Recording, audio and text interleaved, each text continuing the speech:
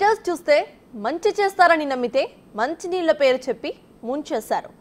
ఆదుకుంటారు అని అనుకొని ఆస్తులు అప్పగిస్తే అడ్డంగా రోడ్డు మీదకి లాగేశారు. మల్లన్న సాగర్ ప్రాజెక్టు కోసం 14 ఇళ్లను నిర్దాక్షిణ్యంగా ఖాళీ చేయించినప్పుడు అక్కడి ప్రజల బాధ కళ్లకు కనిపించలేదు బీఆర్ఎస్ లీడర్స్కు.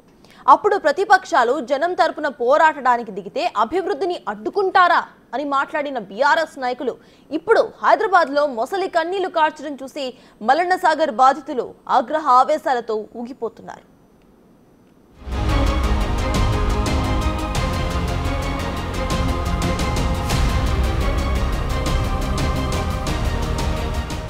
అధికారంలో ఉంటే ఒకలా, అధికారం పోతే మరోలా. బీఆర్ఎస్కే చెల్లుతుంది దిక్కుమాలిన రాజకీయం. మూసీ ప్రక్షాళనపై జనాన్ని రెచ్చగొట్టడం దేనికి? మల్లన్న సాగర్ బాధితులను వేధించింది మర్చిపోయారా? ఇది మా వెర్షన్ కాదు. బీఆర్ఎస్ మాయమాటలు నమ్మి అడ్డంగా మోసపోయిన మల్లన్న సాగర్ బాధితులు చెప్తోన్న మాట. మల్లన్న సాగర్ రిజర్వాయర్ కోసం చుట్టూ కట్టగట్టి 14 ఊళ్లను ముంచేసింది అప్పటి కేసీఆర్ సర్కార్. ప్యాకేజీలిస్తాం, పరిహారమిస్తాం, ప్లాట్లిస్తాం, ఇండ్లిస్తామంటూ వేలాది మందిని రోడ్డు మీద పడేసింది ఆనాటి ప్రభుత్వం. కాని ఇప్పటికీ పరిహారమందక, ప్యాకేజీలు రాక, ఇండ్లు లేక ఎన్నో ఇబ్బందులు ఎదుర్కొంటున్నారు మల్లన్న సాగర్ బాధితులు. మల్లన్న సాగర్ కోసం పోలీసులను పెట్టి ఊళ్లు ఖాళీ చేయించినప్పుడు హరీష్ రావు ఎక్కడ పోయిండని అడుగుతున్నారు ప్రాజెక్టు బాధితుడు వట్టెం రాజిరెడ్డి.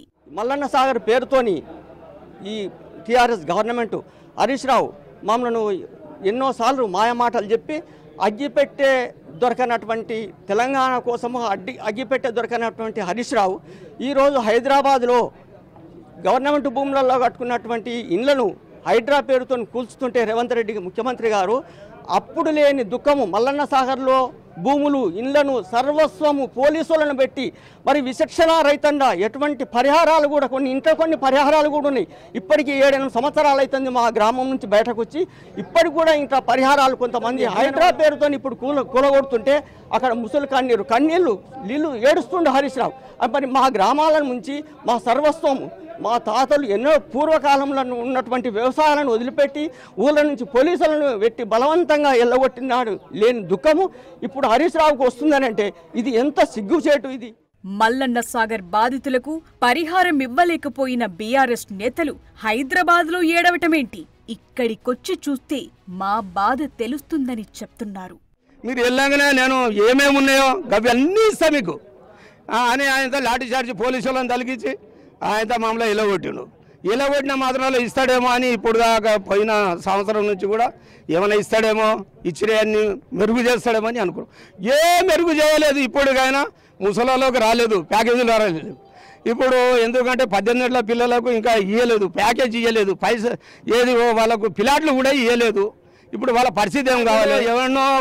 ఏమన్నా కొంప ముంచి ఇప్పుడు ఎరుస్తుండట గెటర్ల పొంటి ఇడికొచ్చి ఒకనాడు చూసి ఎడుగు. మరి ఇప్పుడు తిరగని తిండి లేదు, ఎక్కడెక్కడో పోతురు, ఏడాడో యాక్సిడెంట్లు అవుతురు, చచ్చిపోతురు. అయితే ఏడుపు వస్తలేదు. ఈ 14 ఊర్లు పోతే ఒక 7-8 ఊర్ల తలం పోయింది. ఆ విధానం కూడా ఎంతో కష్టపడుతురు. ఇప్పటికి వచ్చి ఆ నాయకునికి ఇక్కడ చూసి జర్ర ఏడుస్తే బాగుండు.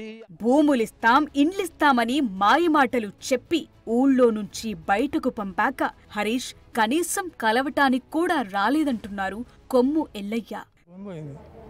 యువతకి రాగానే మీకు భూములు ఇస్తా, ఇండ్లు ఇస్తా, తాగులు ఇస్తా అని చెప్పి ఇరువారికి ఏది ఇచ్చేయడానికి ఇయ్యలే, ఏది లేదు. అడదానికి కానీ వచ్చి లాఠీ చార్జ్ చేసుకుంటా అందరిని నిలదింగిండి. యువతలేసిండు.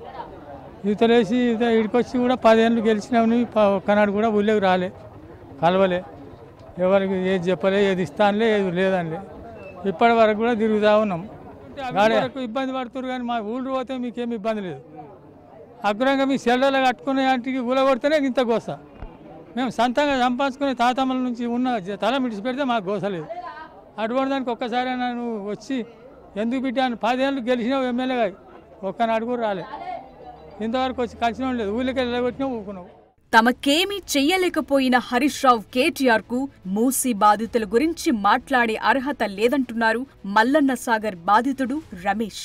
ఆ రోజు మల్లన్న సాగర్ అని చెప్పి హరీష్ రావు కేటీఆర్ గారు చెప్పి మరి మల్లన్న సాగర్ అని తెచ్చి ఇవాళ మూసీలో పోతేనేమో అక్రమంగా కట్టుకుంటేనేమో వాళ్ళ కన్నీరు పెడుతున్నాం హరీష్ రావు. ఇవాళ మేము 14 ఇవాళ 10 సంవత్సరాల కొలు ఏడుస్తుంటే ఇవాళ మాకు కన్నీళ్ళు కనిపించలేదా?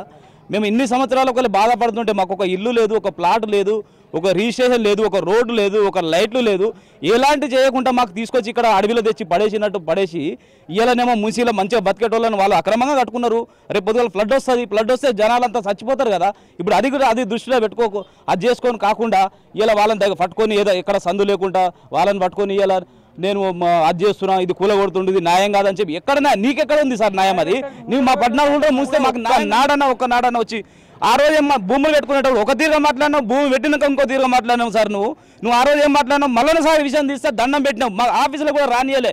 ఆ రోజు మేము ఆఫీసుకి ఎక్కడైనా మాట్లాడితే కూడా మీరు మా దగ్గరికి రావద్దా, మీకు దండం పెడతా, మా దగ్గరికి రాక మీరు ఏమైనా సాగురు అని చెప్పి మాట్లాడినావు.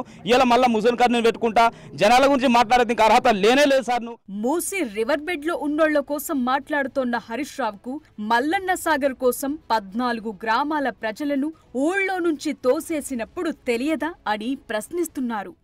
మమ్మల మెడలు బట్టి మల్లన్న సాగర్ 14 గ్రామాల మందిని మెడలు బట్టి నూకి అజ్జేసి అప్పుడు హరీష్ రావు మమ్మల్ని ఒప్పించినప్పుడు నేనే గింత 6 లక్షలు 5,000 ఇస్తున్నా మా కేసీఆర్ దగ్గర దొరకపోతే ఇంకా మిమ్మల్ని కడుపులో పెట్టి చూస్తా అన్నాడు.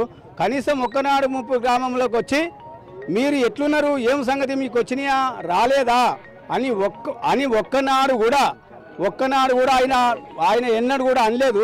ఒక్కరు ముసలోళ్ళు అయితే మాత్రం ప్యాకేజీలు రాక, ఒక ఒంటరి మహిళలు రాక ఈడికి వచ్చినాక కనీసమైన 100 మంది, కనీసమైన 400-500 మంది చనిపోయి ఇక్కడికి వచ్చినాక 14 ఊళ్ళల్లో ఇప్పటికి కూడా ఇంకా రాలేదు. డబుల్ బెడ్రూమ్ వాళ్ళు వేస్తున్నారు, కాల్ చేయి పడిపోయి కూడా వేసిరు. ఇంతవరకు కూడా హరీష్ రావు అనేటోడు మాకు ఇంతవరకు పందనియలే, ఒక్కనాడన 30 గ్రామాలకు మంచి ఇయ్యాలనిలే. ఇయ్యాల పోయాము బాగా కాలువ మునుగుతున్నాయి అని ఏడుస్తున్నావు. ఇయ్యాల ఎటుపోయినావు నువ్వు? ఇయ్యాల మేము ఏడవలే, మమ్మల్ని మెడల్ బట్టి నువ్వు ఇచ్చినావు. ఇప్పుడు చూడిపో మా ఊరు ఏమన్నా ఉందా? గణిత నేను చేసిన గణిత మల్లన్న సాగర్ నిండింది. మరి మాకు ఇయ్యి, నీకు గూళ్ళు పట్టించే తెలియలేదు. గూళ్ళు బల్లన్నావు, మశాన వాటిక, ఇంతవరకు మశాన వాటిక లేదు, రోడ్డు మీద పెడుతున్నాం. ఎక్కడ పోయినా సారు నీ తెలివి ఇయ్యాలా? నాకైతే మొత్తం ఒక ఇల్లు, నా ఇల్లు ఉండగా ఇల్లు రాసుకున్నాడు, అన్ని రాసుకున్నాడు, కానీ నాకు ఒక 5 పైసలు ఇవ్వలేదు.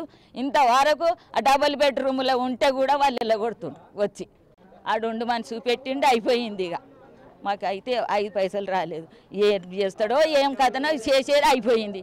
ఇక మామూలు అయితే మేము ఇంత పోసుకొని చచ్చేది. మస్తు మంది చచ్చిపోయారు ఇక్కడికి వచ్చినాక కూడా, వచ్చాడు మంది చచ్చిపోయినా కానీ ఏదో ఇవాళ కాకుండా రేపు కాకుండా ఎల్లుండి వస్తాయని మేము అనుకున్నాం. కానీ ఇట్లా అన్యాయం చేస్తాడని మాకు ఎరకలి. పాకిది రాలే, ఇల్లు జాగా పైసలు రాలే, ఇల్లు పైసలు రాలే, నాకు పాకిది రాలే.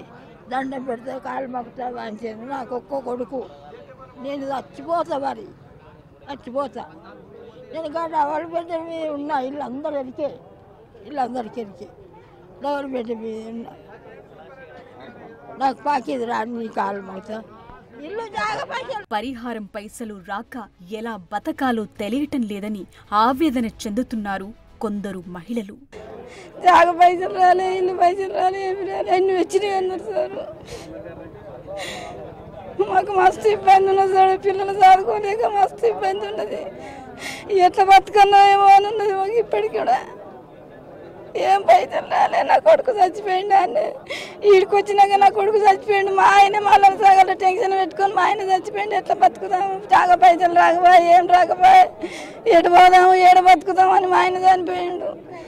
కొడుకు లేడు, ఇప్పుడు మొగలు లేడు, ఏం లేడు సార్. పిల్లలు చిన్నగా ఉన్నారు, గింతున్నారు. అదే మట్ట వస్తే అన్నారు, రాలేదు. వస్తే నువ్వేం భయపడకన్నాను, రాలేదు. వస్తాయి అన్నారు. ఎప్పుడు వస్తాయి? మాకు ఇల్లు పోయిన నుంచి 5 అయిందో 6 అయిందో, ఇక తిరుగుడు పోయినా కొద్దీ రాలేదు. వస్తే అన్నారు, నువ్వేం భయపడకమన్నాను. ఇంకేం కాదు. ప్రాజెక్టు పేరు చెప్పి ఊళ్ళో ఉన్న తమను బయటకు పంపించి తమ బతుకులను దుర్భరం చేశారంటున్నారు ముంపు గ్రామాల మహిళలు. ఇంతకన్నా ఆ ప్రాజెక్టులోనే తమను ఖననం చేసినా బాగుండేదని బాధపడుతున్నారు. సంతోషంగా ఇవ్వలం రాలే సార్, ఇల్లు ఇచ్చిరుగా సార్, పైసలు ఇస్తానని ఇక్కడికి వచ్చినాక ఈడికి వచ్చినాకనా సార్ ఇంట్లో పైసలు జాగాల పైసలు ఎకరానికి 6 లక్షలు కట్టిస్తాను. ఎవ్వి రాలేదు సార్. అంతకంటే ఈయన చేసిన గుడిసెలలో నయమూరు సార్. మాకు అట్లనే ఆ ప్రాజెక్టులో అట్లనే మా గమ్మినా అయిపో మమ్మల్ని. మాకు ఆ నీళ్ళల్లో వదిలిపెట్టినా అయిపోవు సార్. అట్లే చచ్చిపోదుము. అంత పని చేసింది ఆయన నమ్ముకుంటే మాకు. నిన్న మేము వీడియోలో చూస్తుంటే ఆ ముప్పు గ్రామంలోకి ఇచ్చేది ఇడిచిపెట్టి అక్కడ మునిగిపోయే ప్రాంతంలో ఇండ్లు గొల్ల కొడుతుంటే అక్కడ పోయి ఇట్లా కన్నీళ్ళు తుడుస్తుంటే మాకు చూసిన వాళ్ళకి ఇక్కడ చాలా బాగా అనిపించింది. ఎందుకంటే ఇంత మల్లన సాగర్లో 14 ఊళ్ళు ఇక్కడ తీసేసి ప్యాకేజీలు ఇవ్వలేదు, జాగాలు ఇవ్వలేదు, ఇండ్లు కట్టి ఇవ్వలేదు, స్కూల్ లేదు, బడి లేదు, మశాన వాడికలు లేవు, రోడ్డు మీద కాలుస్తున్నాము. ఇవన్నీ కూడా ఇక్కడ పూర్తి చేయకుండా గక్కడ హరీష్ రావు ఏడుస్తుండు. ఇక్కడ లేపిన హరీష్ రావే కదా. ఇక్కడ 14 ఊళ్ళు తీసేసినప్పుడు వీళ్ళకి అన్ని పూర్తి చేసే అవకాశము మరి వీళ్ళకి ఇచ్చిపోతుంది కదా. నువ్వు పోతే కూడా మాకు సంతోషం. నాకు ఇది రాలేదు. ఇక వచ్చా అన్నారు. పొన్నాలకు 3 మాటల దొరకపోయినారు. ఇక పట్నం 4 మాటల దొరకపోయినారు. సిద్దిపేటకు 10 మాటలు పోయినాం. పాకీది వచ్చా అన్నారు. ఇక ఇప్పుడు వచ్చా అప్పుడు వచ్చాయి. ఎప్పుడు రాలేదు.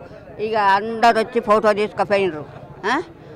ఇక ఏది రాలేదు. మమ్మల్ని ఏడిపించుకుంటాడు. ఇక మాకు రోడ్ల మీద ఇక తక్కలు రావుడు గూసుడు. ఇక మా కొడుకు తక్కరైంది. మా యారాల కొడుకు ఇక 3 ఏళ్ళు అయ్యలేదు. మల్లన్న సాగర్ పోయింది సార్. పోయినప్పుడు నమ్మిచ్చిర్రు. మా డాడీ అయితే ఏం రాలేదు సార్. ప్యాకేజ్ రాలే, ఇల్లు జాగా పైసలు రాలే, డబ్బులు రాలే.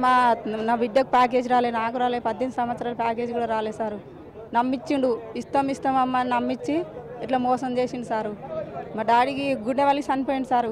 ప్యాకేజ్ రాలే, పైసలు డబ్బులు లేవని పైసలు ఇవ్వలే సారు.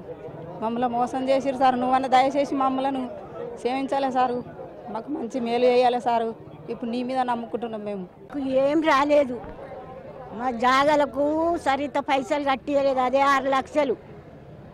మరి మాకు పాకీదులు రాలే, మాకు కాంజాకు రాలే, చెట్లకు రాలే, దొడ్డికి రాలే, ఏదొక్క రూపాయి రాలే. ఇది వరకు మత్తుగా తిరిగినా కానీ ఇక వస్తాయో అంటారు. ఇది వరకు 1 రూపాయి రాలే. మత్తుగా తిప్పల పడ్డాము, తిప్పల పెడతా ఉన్నారు. ఇంకా ఇవి వస్తాయి, రేపు వస్తాయి, ఎల్లుండి వస్తాయి, ఇగో ఇట్లా తిప్పల పెడతాను. మల్లన్న సాగర్ రిజర్వాయర్ కడదామని బీఆర్ఎస్ ప్రభుత్వం నిర్ణయించినప్పుడు ఈ జనం బాధను అర్థం చేసుకోలేదు. కనీసం కనికరం కూడా చూపలేదు. నిర్దాక్షిణ్యంగా ఊళ్లను ఖాళీ చేయించేశారు. పోలీసులను వాడుకుని జనం మెడలపై కట్టెలు పెట్టి మరీ బయటకు తోసేశారు. ఇప్పటి వరకు చాలా మందికి పరిహారం అందలేదు. ఎకరానికి 6 లక్షల పైనే ఇస్తామని మాయమాటలతో అమాయకులను మోసం చేశారు. ఇంత చేసిన బీఆర్ఎస్ నాయకులు ఇప్పుడు మూసీలో అక్రమంగా ఇండ్లు కట్టుకున్న వాళ్ల దగ్గరికెళ్లి కన్నీరు కార్చటం చూసి ఆశ్చర్యపోతున్నారు.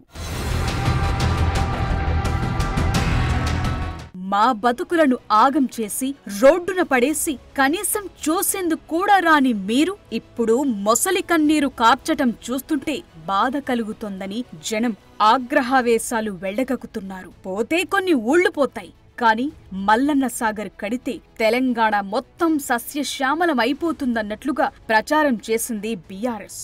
అభివృద్ధి జరిగేటప్పుడు కొంతమందికి ఇబ్బంది కలగటం సహజం. దాన్ని అందరూ అర్థం చేసుకోవాలి అన్నట్లుగా మాట్లాడారు. బాధితులకు తమ ప్రభుత్వం పరిహారం అందజేస్తుందని, వాళ్లను ఆదుకుంటామని పెద్ద పెద్ద డైలాగులు పేల్చారు. కానీ వాళ్లను ఎలా గాలి కొదిలేశారో వాళ్ల మాటల్లోనే తేలిపోయింది. అప్పుడు మల్లన్న సాగర్కు వ్యతిరేకంగా ఎవ్వరు పోరాటం చేసినా అణచివేశారు.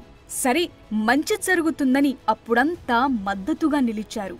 అదే మూసీ ప్రక్షాళనకొచ్చేసరికి మాత్రం ప్లేట్ మార్చేశారు. రివర్ బెడ్లో ఇండ్లు కట్టుకున్నోళ్ల ప్రాణాలంటే వీళ్లకు లెక్కలేదా? భవిష్యత్తులో ఊహించని స్థాయిలో వరదలొస్తే మూసీలో అక్రమంగా ఇండ్లు నిర్మించుకున్న వాళ్ల సంగతేంటి? మీ ప్రభుత్వం మల్లన్న సాగర్ విషయంలో చేసింది న్యాయమా? ఈ ప్రభుత్వం మూసీ ప్రక్షాళన చేస్తే అన్యాయమా? ఇదెక్కడి నీతి అనే అభిప్రాయాలు వ్యక్తమవుతున్నాయి.